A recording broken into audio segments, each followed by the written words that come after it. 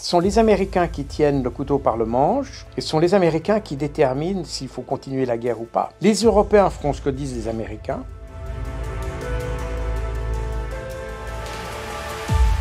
Jacques Beau, bonjour. Bonjour.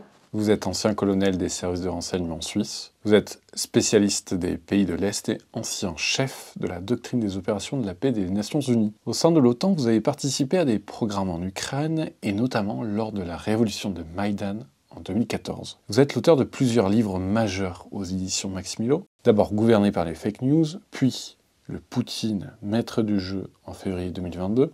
Ensuite Opération Z en septembre. Enfin, le tout dernier, qui paraît le 30 mai, Ukraine, entre guerre et paix. Peut-on indéfiniment envoyer de l'argent et des armements à l'Ukraine, selon vous, Jacques Beau?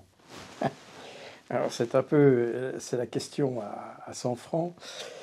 Le problème qu'il y a, c'est que cette guerre qui visait à isoler, affaiblir et finalement réduire, mettre à genoux la Russie, devait en fait durer quelques jours.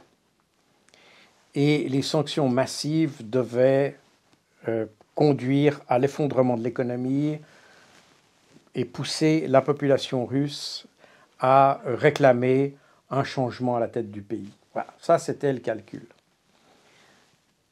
Et les Ukrainiens se sont prêtés à ce jeu dans la mesure où, effectivement, s'il y avait une confrontation armée, elle devait durer peu de temps et donc que le prix à payer par l'Ukraine, par les forces ukrainiennes, par le peuple ukrainien serait relativement limité. Et puis, ça n'a pas été le cas. On s'est trouvé, ou les Ukrainiens se sont trouvés finalement dans une situation où ils ont été formés, conseillés, aidés par des Occidentaux qui n'avaient plus une idée de la guerre compatible, si j'ose dire, avec celle des Russes. Les Russes ont une vision du champ de bataille qui est toute proportion gardée due à l'évolution technologique, mais qui est un peu la même à celle qu'on avait il y a 40 ans en vue d'une guerre en Europe. Les Occidentaux, eux, ont la vision du champ de bataille qu'ils ont connu entre l'Irak, l'Afghanistan et ailleurs, c'est-à-dire d'armées très bien équipées contre un adversaire très mal équipé. Et donc on pensait que les choses allaient pouvoir les Ukrainiens ont mené une guerre comme ça, c'est-à-dire comme s'ils avaient une supériorité par rapport aux autres, aux Russes. Et le fait est que les Russes se sont montrés beaucoup plus coriaces que ce que souhaitaient les Occidentaux. Et pour vous donner un exemple, l'année passée, c'est des chiffres qui ont été sortis par les médias occidentaux et qui ont été répercutés d'ailleurs dans les médias ukrainiens d'ailleurs. Quand je dis médias occidentaux, je parle surtout Washington Post, New York Times, c'est-à-dire les médias anglo-saxons. En Europe, dans les médias francophones, ça n'est pas apparu, mais c'est apparu dans les médias ukrainiens. C'est que les Ukrainiens tiraient en moyenne par jour environ 4000 obus d'artillerie, alors que les Russes en tiraient 40 000 par jour. Donc on voit un écart. Mais les Occidentaux, eux, lorsqu'ils étaient en Afghanistan ou en Irak, ils tiraient 300 à 400 obus par jour. Ce qui fait que les matériels qui ont été fournis à l'Ukraine depuis l'année passée, typiquement les obusiers M777 américains, ou même les Césars français, sont d'excellentes armes, mais sont des armes qui sont destinées à tirer très peu de munitions sur des objectifs très précis. Le but, c'est de minimiser le nombre de coups d'artillerie que l'on utilise pour détruire un objectif. Pourquoi c'est comme ça? Parce que tout simplement, les armes ou les guerres qu'ont menées les Occidentaux, c'est des guerres qui se menaient à grande distance, donc il fallait projeter des forces, il fallait projeter une logistique, il fallait transporter ses munitions, et donc on ne pouvait pas faire des grandes débauches de munitions, il fallait que chaque munition, chaque coup, soit un coup au but. Et donc les M77 comme les César sont des armes extrêmement précises, de très haute qualité, mais qui ne sont pas faites pour tirer pour des rythmes de tir extrêmement soutenus. Et c'est ce qu'ont reçu les Ukrainiens.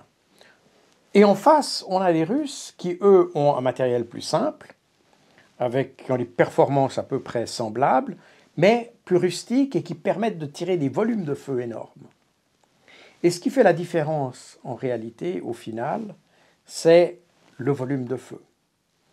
Et ça explique les pertes ukrainiennes qui ont été considérables, beaucoup plus grandes que celles qu'on a dites dans nos médias, parce que tout simplement, les Russes ont une capacité de feu beaucoup plus grande. Les Ukrainiens ont essayé de soutenir le même rythme, mais avec les armes qu'ils avaient, ça leur était impossible. Le problème, c'est que c'est des canons. Quand je parle du canon, je parle de lame ou du tube, si vous voulez, sont comme des fusils de précision. Et ça n'est pas fait pour tirer des grands volumes, ce qui fait que ces armes, et les Ukrainiens se sont plaints d'ailleurs de ces armes, ils ont dit vous nous donnez des armes qui ne sont pas du tout faites pour ce type de guerre. Et ils se sont plaints de la grande fréquence de dégâts sur ces appareils, parce que l'usure est beaucoup trop rapide.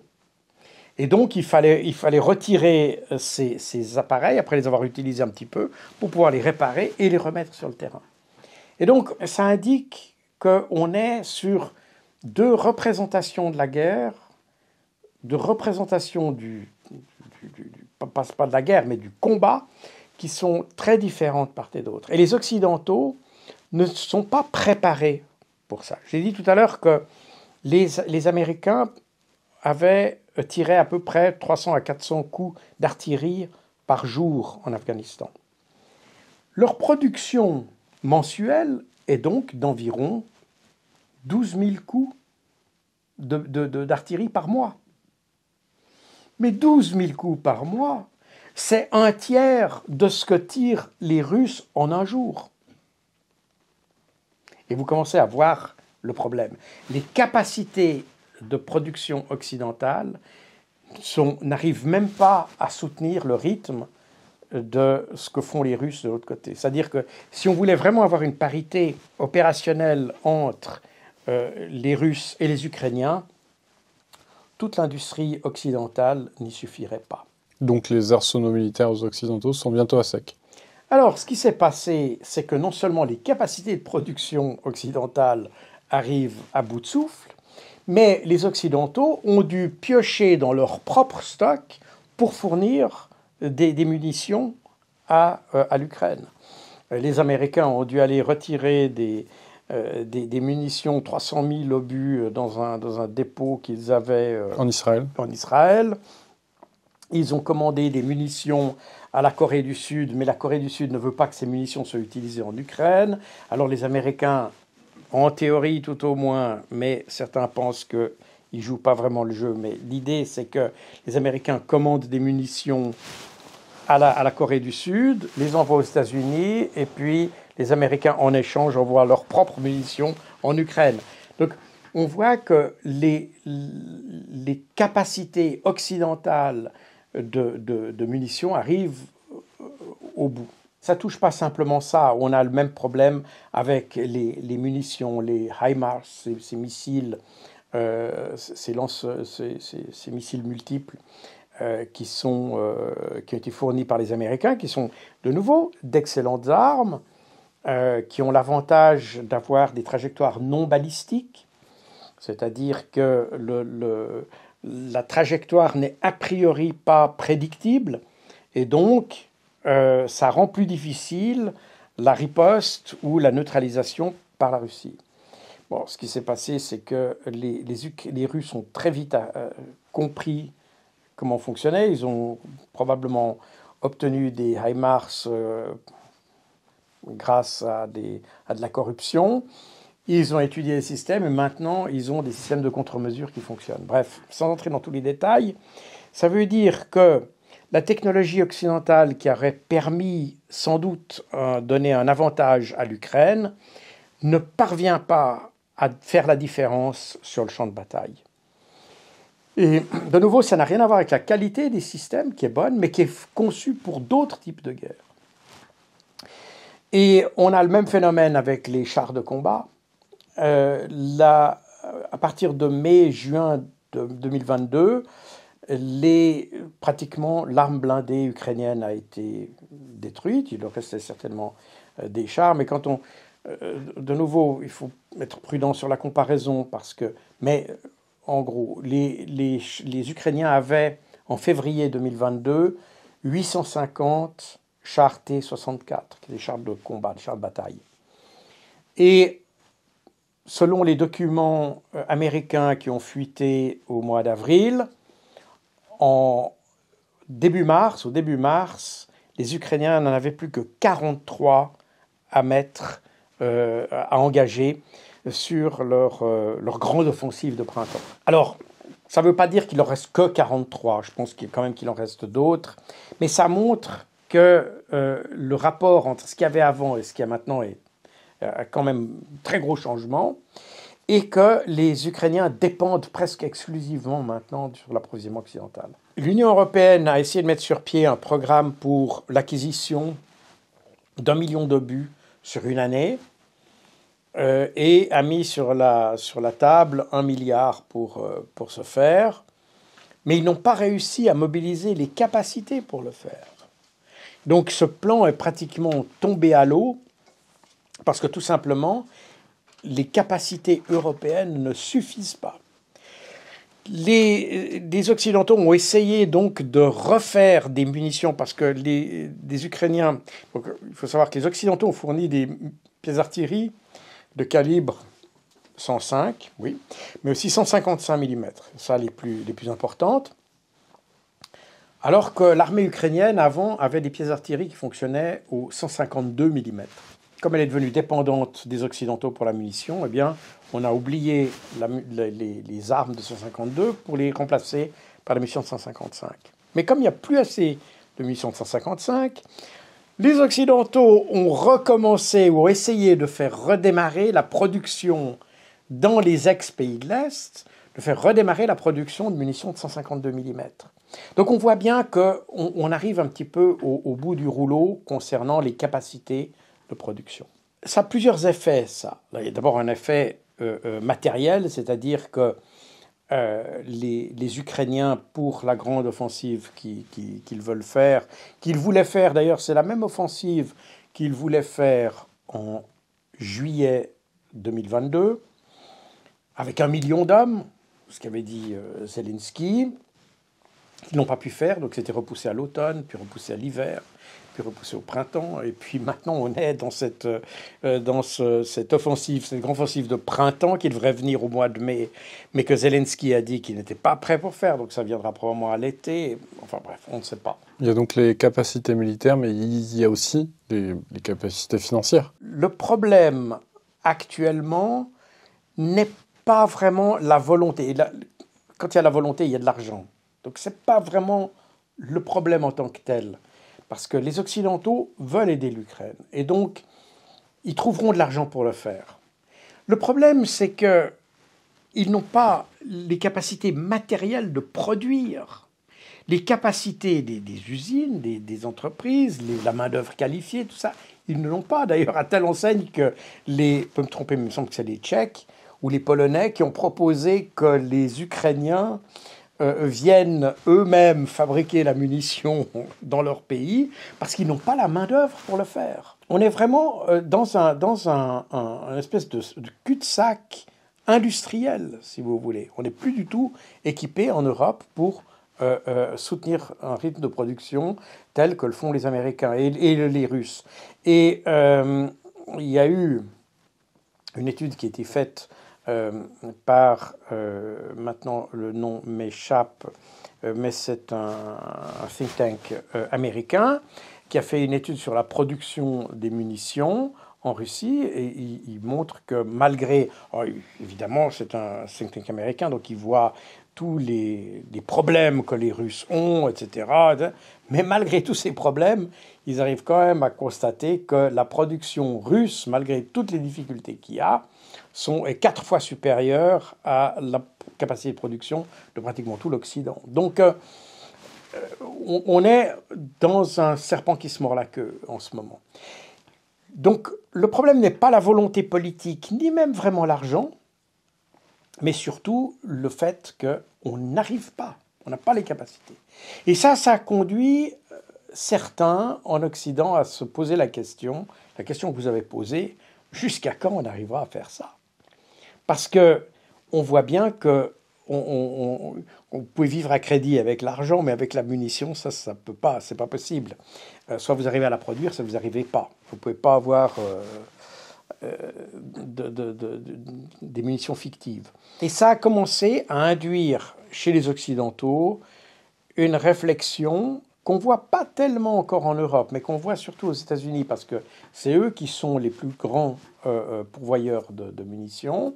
Et on voit aux États-Unis une réflexion qui dit on n'arrivera pas à soutenir le rythme, et il faut savoir maintenant à quoi sert le fait de poursuivre la guerre, en quelque sorte. Parce que, si vous voulez, jusqu'à maintenant, on a essayé de montrer que l'Ukraine était victorieuse, et donc qu'il y avait un espoir, et donc chaque nouvelle munition pouvait apporter la victoire. Mais depuis que, notamment, ces documents classifiés ont fuité aux États-Unis, on voit que les Américains même ont des doutes sur le succès d'une possible contre-offensive. Les gens commencent à se poser la question de savoir, on fait des efforts énormes, on arrive au bout de nos capacités de production, mais à quelle fin? Ça commence, alors qu'au départ, ce n'était pas le manque de volonté politique. On arrive aujourd'hui gentiment à une situation de, on pourrait dire, lassitude, où certains Occidentaux se posent la question. Et une lassitude qui pourrait encourager le règlement de la guerre? Alors, ça, c'est la question, parce que la logique serait de répondre oui à votre question. Mais on n'est pas dans un registre logique ou rationnel. On est dans une logique irrationnelle. Les gens vous disent, Poutine ne peut pas gagner la guerre. Il ne peut pas parce qu'il n'est pas concevable. Il n'est pas moral. Ou pas moral, si vous voulez. Qu'il ait l'illusion d'une victoire. Et c'est là où on est dans un registre qui est en décalage avec la réalité. On voit qu'en Ukraine, de plus en plus, les militaires, y compris les militaires qui sont dans le terrain, pas seulement l'état-major, se posent des questions sur l'issue de cette guerre. Ils constatent qu'ils ont joué et pas vraiment gagné, contrairement à ce qu'on dit. Et donc, il y a une question sur comment ça va finir. Et les Russes, eux, d'un autre côté, ils se disent, tant qu'il y a des gens qui sont prêts à utiliser les armes fournies par l'Occident, on détruit systématiquement. Ils sont exactement la même chose. Vous voulez continuer à faire la guerre? On continue à faire la guerre. Et ça conduit à ces frappes. Alors, il y a eu des frappes absolument spectaculaires à Pavlograd il y a quelques jours et à Chelnitsky, où d'énormes dépôts de munitions apparemment ont été détruits. Et ça réduit d'autant les espoirs d'un succès d'une opération ou de cette contre-offensive ukrainienne. Et tout le monde a vu ces explosions, parce qu'elles ont été tellement... quand vous faites exploser un dépôt de munitions, ça donne des choses assez spectaculaires. Et les explosions ont circulé sur les réseaux sociaux. Et aujourd'hui, on s'aperçoit que les Russes ont tiré exactement là où il fallait. Et ça remet d'autant plus en question comment est-ce qu'on veut résoudre le conflit. Parce qu'on voit bien qu'on ne peut pas continuer la guerre et on ne veut pas négocier parce qu'il n'est pas inconcevable, pas moral de négocier. Donc en fait, actuellement, on est dans cette incertitude du côté occidentalo-ukrainien, alors que du côté russe, les choses sont assez claires en réalité. Ils disent, tant que vous faites la guerre, on détruit, on est dans cette logique. C'est aussi simple. Joe Biden est-il le seul à pouvoir dire à Zelensky « stop, on négocie » ? Les Américains ont l'avantage... D'abord, il faut bien voir que les Ukrainiens ont une grande confiance en les Américains. Ça, c'est important. Et les Américains sont d'ailleurs ceux qui ont le plus aidé l'Ukraine et qui ont démontré par l'acte qu'ils étaient prêts à soutenir l'Ukraine contre vents et marées. Par conséquent, effectivement, ce sont les Américains qui sont les plus crédibles du point de vue ukrainien. Mais du point de vue russe aussi, parce que les Russes ont très bien compris que la clé du conflit se trouve à Washington. Elle se trouve ni à Bruxelles, ni à Kiev. Ce sont les Américains qui tiennent le couteau par le manche, et ce sont les Américains qui déterminent s'il faut continuer la guerre ou pas. Les Européens feront ce que disent les Américains, et Zelensky, il est un peu pris dans son jeu en réalité. Il est dans ce paradoxe, qu'on appelle le paradoxe des coûts irrécupérables, c'est-à-dire que vous avez investi dans un projet, vous voyez qu'il va nulle part, mais vous ne voulez pas admettre d'avoir dépensé votre argent pour rien, et donc vous continuez à investir dans ce projet, sachant qu'il va nulle part. Et on est exactement dans cette situation-là du point de vue ukrainien. Donc vous pensez que Biden est capable de la fuite en avant ? Biden est capable de la fuite en avant, alors, avec un bémol, parce que l'année prochaine, Biden, si Dieu lui prête vie et si son État le permet, il devrait se présenter aux élections présidentielles, à l'élection présidentielle. Et, alors je ne sais pas, je ne suis pas dans son entourage, mais je peux imaginer que se présenter à l'élection présidentielle avec une casserole quand même assez importante, qui est une guerre dont on ne voit pas la fin, pourrait être un handicap pour lui. Je pourrais m'imaginer qu'il sorte de son chapeau une négociation, quelque chose, qui lui fasse sauver la face, lui, peut-être pas les Ukrainiens, mais lui, pour sa réélection. Parce qu'il a déjà eu à traiter l'Afghanistan. Le retrait catastrophique d'Afghanistan qui a laissé une image assez... Qui a laissé une image assez désastreuse. Auprès des alliés des Américains. Oui, tout à fait. Mais ça, le cas de l'Afghanistan est un peu particulier parce que, effectivement, ça c'est une erreur totale de gestion. L'équipe Trump avait négocié avec les talibans. Et maintenant, je ne me rappelle plus exactement les dates, mais si ma mémoire est bonne, les Américains avaient négocié qu'au 1er mai 21, ils se retiraient d'Afghanistan. Ça a été signé avec les talibans, tout ça a été en ordre. Et quand Biden est arrivé, il a dit non, on va pas partir au 1er mai, on va partir au 1er août. Et c'est là où il y a eu le problème, en réalité. Parce que les talibans se sont dit, les Américains, ils nous promettent un truc, on signe quelque chose, on a un accord avec eux, et ils ne respectent pas cet accord. Et c'est pour ça qu'il y a eu cette débâcle. Si tout le monde avait fait ça comme l'équipe Trump l'avait... Alors, je ne veux pas défendre ici l'équipe Trump, parce qu'à part ça, ils ont bien mal géré bien des choses, mais en l'occurrence, ils avaient assez bien prévu arranger les bidons, si j'ose dire, avec les talibans. Et c'est parce que les Américains n'ont pas tenu parole qu'il y a eu ces problèmes. Donc, Zelensky rentre d'une tournée européenne. Il est allé à Rome, Berlin, Paris et Londres. Quels étaient les objectifs ? Obtenir toujours plus, donc, comme on l'a dit, d'argent, d'armes ? Alors, beaucoup se sont posé la question de savoir pourquoi. D'abord parce que c'est la première grande tournée qu'il fait en réalité. Jusque-là, il est sorti de manière ponctuelle pour faire des apparitions ou aller rencontrer des dirigeants en Pologne ou à proximité de l'Ukraine, mais il n'était jamais vraiment sorti du pays. Et là, tout d'un coup, il fait une grande tournée qui est assez inhabituelle.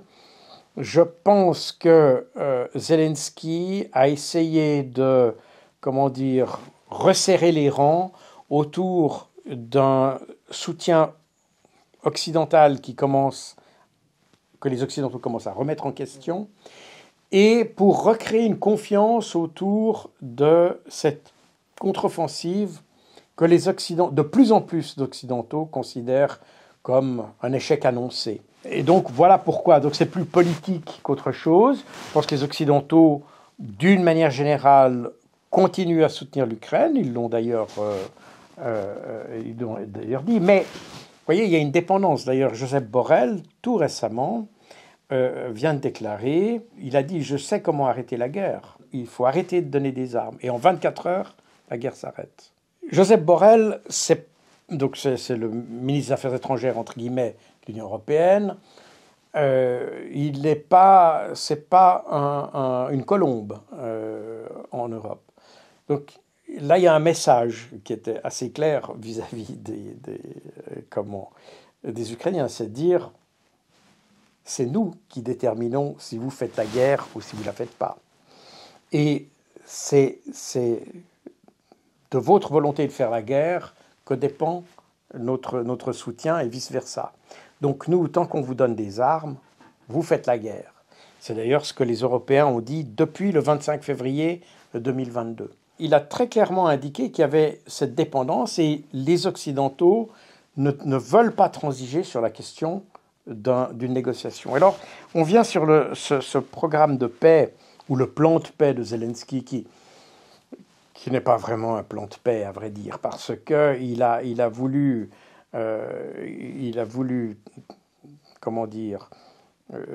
dire qu'il avait un plan de paix, mais c'est un plan de paix.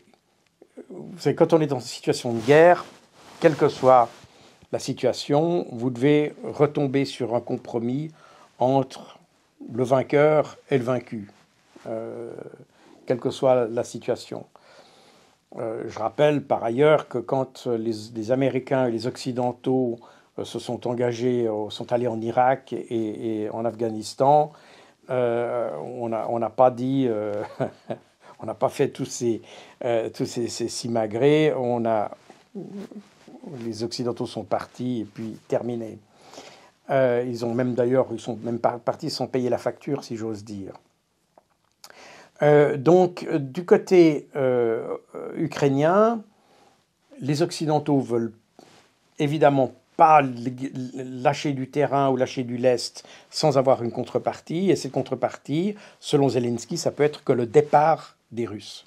Donc ça voudrait dire aux Russes, on revient à la situation de février 2024, vous sortez de partout où vous êtes, y compris la Crimée, et ça a peu de chances d'être accepté par celui qui, militairement, continue à tenir le couteau par le manche, parce que l'Ukraine n'est pas en position de réclamer quelque chose comme ça.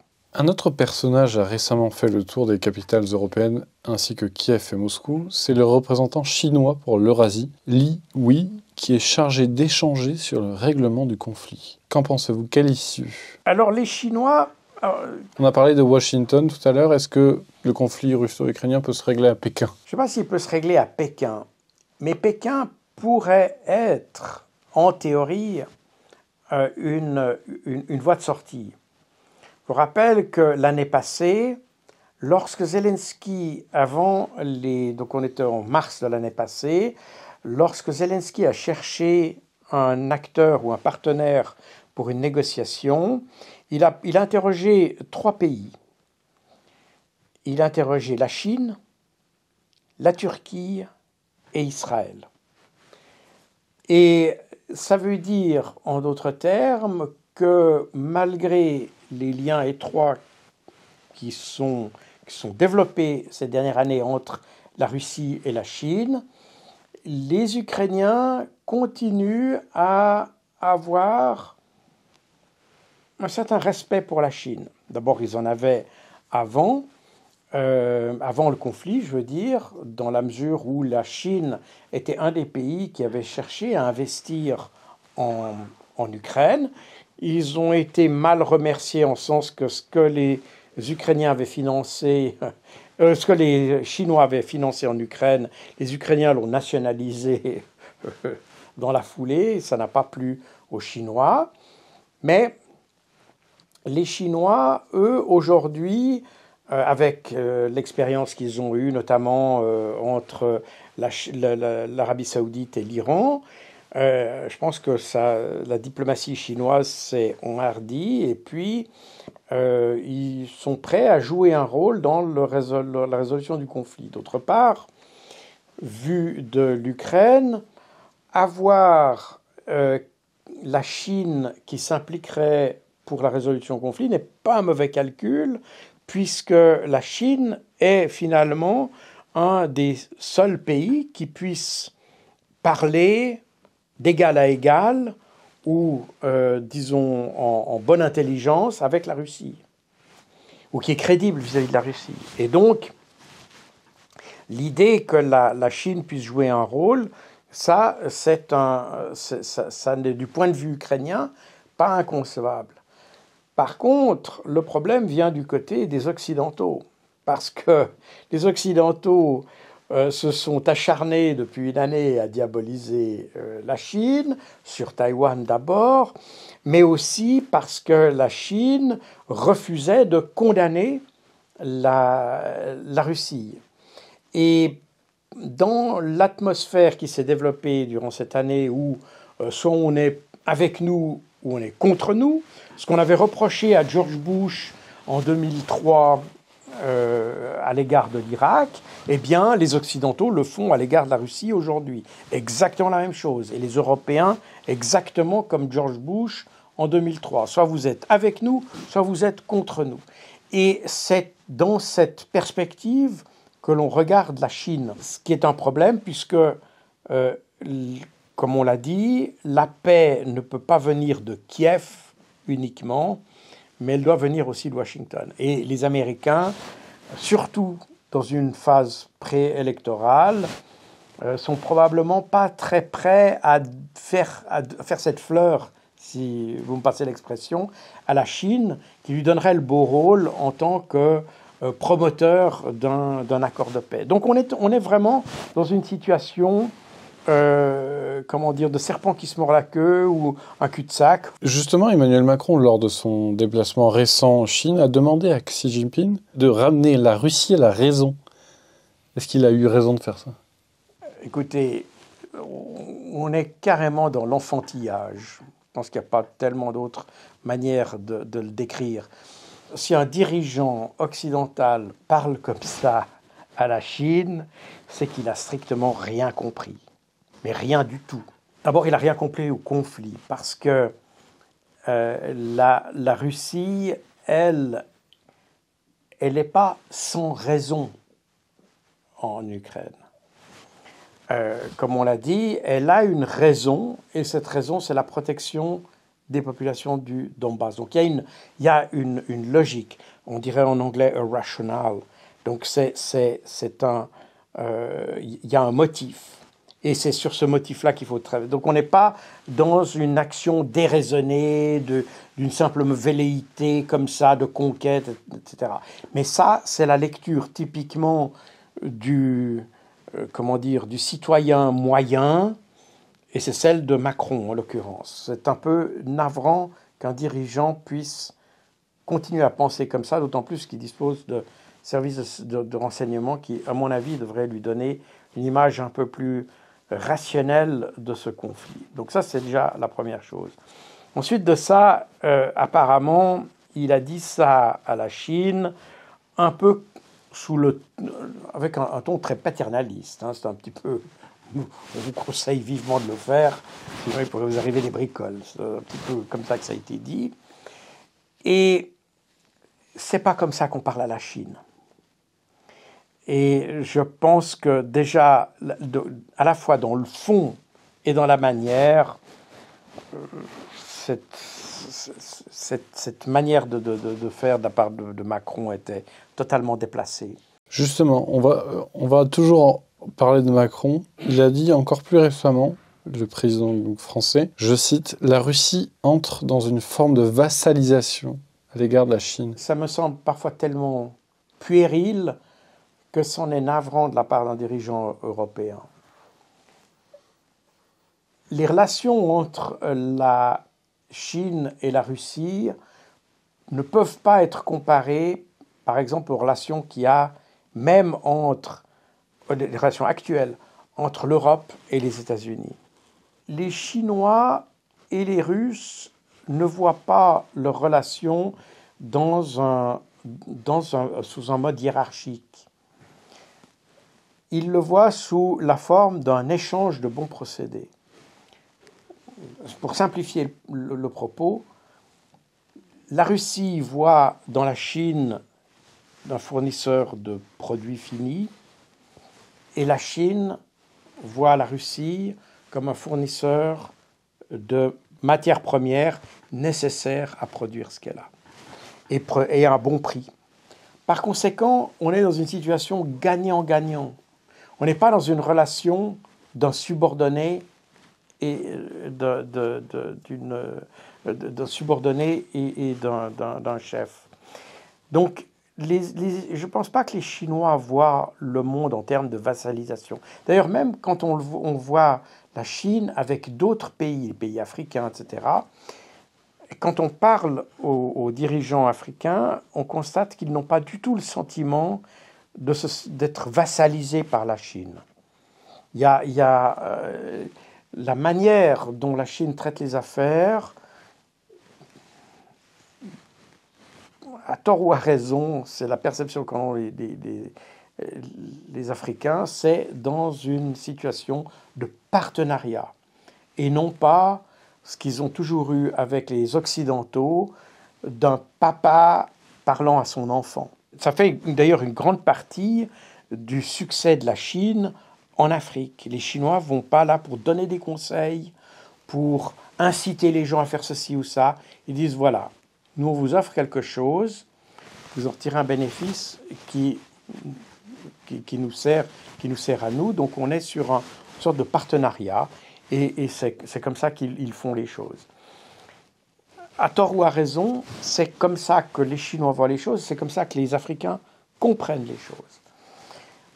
Alors que les Occidentaux, eux, ont toujours été dans une relation, nous on sait, vous ne savez rien, on vous donne ceci, et puis on vous donne nos conseils avisés, et vous donnez vos matières premières. C'est un petit peu le schéma, mais un peu simplifié, même si c'était peut-être probablement pas comme ça au début, c'est en tout cas comme ça maintenant, ou en tout cas que c'est perçu comme ça actuellement. La Chine a une manière de traiter avec les partenaires qui est beaucoup plus égalitaire que ne le sont les Occidentaux. Et on parle de vassalisation quand on voit que, par exemple, typiquement, on revient à Nord Stream, mais je vous rappelle, on a la mémoire courte en Occident, mais qu'en 2019-2020, ce sont les Américains qui ont dit aux Allemands, vous arrêtez Nord Stream 2, ou alors on vous met des sanctions. Donc on est dans le système mafieux qui consiste à dire on vous protège, mais jusqu'au point, si vous ne vous obéissez pas à nos injonctions, eh bien vous allez voir, on vous donnera la fessée. Et ça, c'est de la vassalisation. On n'a pas du tout ce rapport-là entre la Russie et la Chine. On a évoqué donc les facteurs de règlement du conflit. Vladimir Poutine a admis récemment que les sanctions occidentales pourraient avoir des conséquences négatives à moyen terme. Pensez-vous que la position russe peut être infléchie par la situation économique ? Non, je ne pense pas. D'abord, il faut bien comprendre ce qu'a dit Vladimir Poutine dans cette formulation. Il faut peut-être constater que tout récemment, le Fonds monétaire international, au début de cette année, a fait des prévisions pour les grands pays, les pays du monde sur l'évolution du PIB et l'évolution de l'inflation, etc. Et il s'avère que le Fonds monétaire international prévoit pour 2024 une croissance dans la zone rouble qui sera plus forte que dans la zone euro. Donc, ça veut dire en clair que dans l'avenir prévisible, les sanctions qui ont été imposées à la Russie n'ont pas eu l'effet recherché. Je vous rappelle que l'idée, c'était de conduire à l'effondrement de la Russie. Or ça ne s'est manifestement pas passé. Que les sanctions aient un impact sur l'économie, c'est une évidence, et ça, les Russes le disent. Le problème, c'est que cet impact est considérablement plus gérable que ce qu'avaient pensé les Occidentaux. Et même aujourd'hui, je pense que les Russes ont très bien surmonté l'impact de ces sanctions. Mais évidemment, on est commandé, c'est prévoir, comme dit l'adage, et je pense que Vladimir Poutine se rend compte qu'aujourd'hui ça va bien, que les sanctions ont été, ou l'effet des sanctions a été maîtrisé, que l'économie russe se porte bien. D'ailleurs, même l'Union européenne, d'ailleurs la Commission européenne, dans un tout récent rapport qui vient de sortir, a admis que la contraction du PIB russe serait environ 3 fois moins grande que ce qu'elle avait initialement prévu. Donc, en gros, que l'économie russe se portait bien. Récemment, d'ailleurs, je crois que c'est l'OCDE, mais je peux me tromper là-dessus, l'économie russe est venue au 10e rang, remontée au 10e rang mondial, alors qu'elle était avant au 11e. Donc, les perspectives économiques sont plutôt positives. Mais, commander, c'est prévoir, comme j'ai dit, et les sanctions étant toujours ce qu'elles sont, l'insistance des pays occidentaux pour poursuivre dans ces sanctions et poursuivre sur les embargos, que sais-je, sur les produits pétroliers et autres, peuvent avoir des effets à moyen terme. Et je pense que dans la politique de prévision de Poutine, il sait qu'il y a des sanctions, il sait qu'elles continueront à être appliquées. Pour l'instant, ça va bien. Dans l'avenir prévisible, ça s'annonce bien. Mais il faut prévoir que ça aille mal. C'est d'ailleurs en prévoyant que ça allait mal qu'en 2014, il a préparé son économie à réagir à des pluies de sanctions plus fournies. Et c'est comme ça que la Russie a finalement très bien négocié l'imposition des sanctions en 2022. Et donc, deuxième partie de la question, est-ce que la Russie, ou en tout cas la position russe, peut être infléchie? Pas par l'économie. Non. Je ne pense pas. Le problème d'une négociation ou de la fin du conflit viendra ou doit venir nécessairement du côté ukrainien occidental. Les Russes ont compris, après les aveux d'Angela Merkel en novembre, de François Hollande, de Poroshenko en 2022, etc., ils ont compris que les Occidentaux sont prêts à signer un accord uniquement dans le but de gagner du temps et de poursuivre le conflit par la suite. Et donc ils ne font plus confiance aux Occidentaux. Par conséquent, ils diront « c'est pas nous qui allons demander la paix, nous on continue à écraser le potentiel ukrainien. Si vous voulez la paix, c'est à vous de vous engager, c'est à vous de montrer que vous avez envie de faire la paix, mais de notre côté, nous on continue sur notre lancée. » Donc, cette absence de confiance que nous avons créée a fait qu'aujourd'hui, les Russes ne seront pas les premiers à venir. Quand bien même, je vous rappelle que lorsque Zelensky a fait ses propositions en février de l'année passée, puis en mars, et qu'il y a eu même une proposition de la Turquie en août 2022, d'avoir une solution négociée, les Russes ont tout de suite dit d'accord. Mais parce que ça venait d'eux. Eux, les Russes ont dit on ne peut pas vous faire confiance, donc c'est vous qui devez montrer votre volonté de faire la paix, parce que sinon, on n'est pas du tout sûr que vous vouliez vraiment la paix. Vous voulez simplement un intermède pour pouvoir préparer une nouvelle guerre. Donc pour vous, la balle est dans le camp ukrainien, occidental. C'est pas pour moi. En me mettant dans les chaussures des Russes, je pense que eux aujourd'hui voient la balle dans le camp des Occidentaux. Et eux ne sont pas prêts aujourd'hui à rejouer les dindons de la farce comme ils l'ont fait en 2015 avec l'accord de Minsk II. Dans le camp occidental, c'est-à-dire à Washington. C'est-à-dire Washington, concrètement, parce qu'ils ont compris, c'est même pas Bruxelles, comme j'ai dit, parce que les Russes sont convaincus, et je pense que d'ailleurs, même dans le camp occidental, on s'accorde à dire que c'est Washington qui tient l'interrupteur. Merci Jacques Beau. Je rappelle que vous êtes l'auteur de Ukraine entre guerre et paix aux éditions Max Milo. Merci à vous.